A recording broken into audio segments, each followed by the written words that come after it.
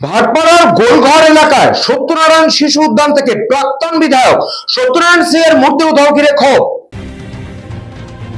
ভাটপাড়া পুরসভার 15 নম্বর ওয়ার্ডের গোলঘর পার্ক লাগোয়া সত্যনারায়ণ শিশু উদ্যান থেকে রাতারাতি প্রাক্তন বিধায়কের মূর্তি উদ্ধার হয়ে গিয়েছে।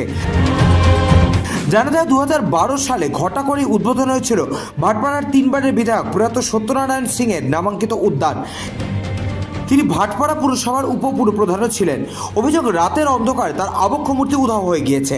এমনকি উদ্যানটি বন্ধ থাকায় আগাছার জঙ্গলে ছেয়ে গিয়েছে। শিশুদের খেলাধুলার সরঞ্জাম ভেঙে চুরমার হয়েছে।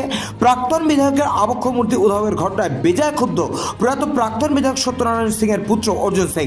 তার বক্তব্য, এটা শাসক দলের বিকৃত মানসিকতার পরিচয়।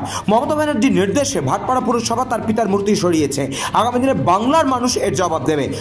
এটা মমতা ব্যানার্জি ইনস্ট্রাকশন হয়েছে। মমতা ব্যানার্জি বিকৃত মানসিকতা হয়ে গেছে। আজকে যেখানে 3 বারের বিধায়ক, যে বিধায়কটা মমতা ব্যানার্জির সঙ্গে ছিলেন যেদিন থেকে উনি তৃণমূল কংগ্রেস গঠন করেছেন, কংগ্রেস বিধায়ক ছিলেন, তারপরে উনি মমতা ব্যানার্জির সঙ্গেই ছিলেন, চেয়ারম্যান ছিলেন, ভাইস চেয়ারম্যান ছিলেন ওখানে ভাটপাড়া মিউনিসিপ্যালিটি, তার মূর্তি বসানো হয়েছিল। সেই মূর্তি রাতারাতি পৌরসভা আর পুলিশ মিলে, গুন্ডারা মিলে সে গায়েব করে দিচ্ছে। তার মানেটা কি? মমতা ব্যানার্জি বিকৃত মানসিকতা প্রদর্শন করছেন। আর ভাটপাড়া মানুষ, ব্যারাকপুরের মানুষ, বাংলার মানুষ এই বিকৃত মানসিকতা, জিহাদিদেরকে সমর্থন করা মানসিকতা মমতা ব্যানার্জিকে আগামী দিন বাংলা থেকে সরাবে। যদি এই বিষয়ে ভাটপাড়া পৌরসভার উপপৌরপ্রধান দেবজ্যোতি ঘোষ জানান, বিষয়টা নিয়ে আমি কিছুই জানি না, পৌরসভায় গিয়ে খবর নেব।